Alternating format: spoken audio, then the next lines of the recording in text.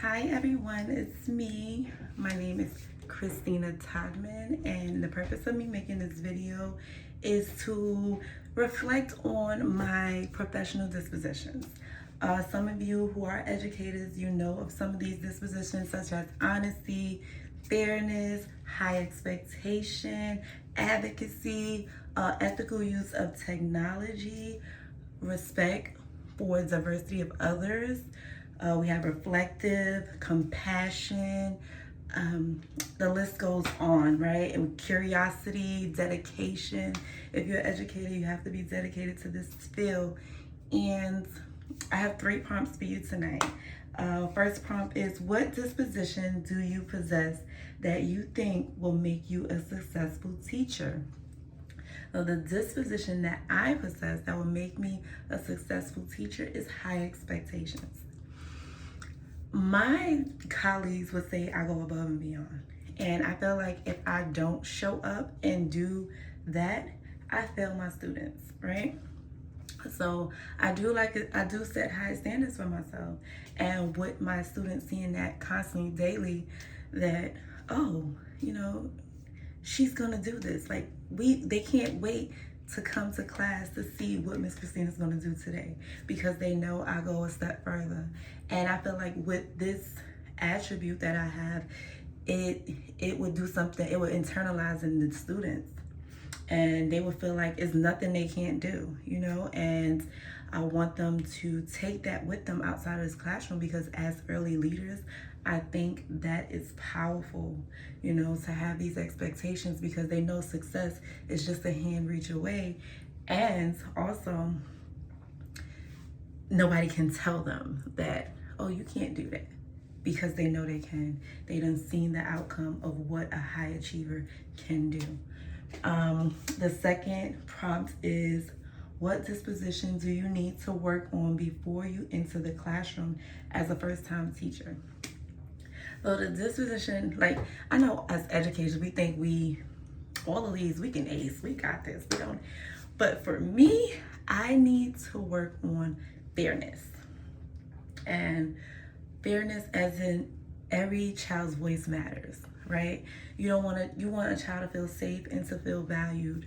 And you don't want a child, like for me, I had a child go home and tell their parents that something happened under my supervision, and I had no knowledge of it. And I didn't like the way that made me feel inside. So I had to set expectations and rules of what I expect of them. If anything happens to you in this classroom, you have to let me know. I want you to know that your voice is heard, and I think that's important to create that type of positive environment for these early learners. And I also want children to feel respected. I want them to feel valued, like I said, and safe, and to come in ready to learn and ready to grow. Okay. The third one is, what qualities should professional educators display? 1, high expectations. I feel like we have to believe in our students, right? We have to come ready to meet these standards and reach these goals every day. Like, no day should be better than one day. Every day we come in with our all, ready to give the children our all, pouring into them our all. Fairness. I think every teacher should display fairness, because you don't want children to feel like, oh, you favorite them more, or you don't want to hear what I have to say, or you don't want that. So every educator should display fairness. Another one is professional conduct. The way you look matters. The way you carry yourself matters. The way you lead matters. You need to lead in love, lead in compassion. And I think that's important, and every educator should display that. Effective communication. You need to be effective with administrative, you need to be effective with other colleagues. You need to be effective with effective communication with parents and children as well. So effective communications, you should definitely display that. Patience.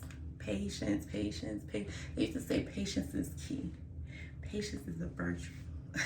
Patience, you need it in this field, because if you don't have patience, you're going to let the children put a strain on your mental, and you don't want no stronghold. Nothing but the Lord up here, you feel me? Adaptability. I feel like everybody should be able to adapt. I feel like if you were to,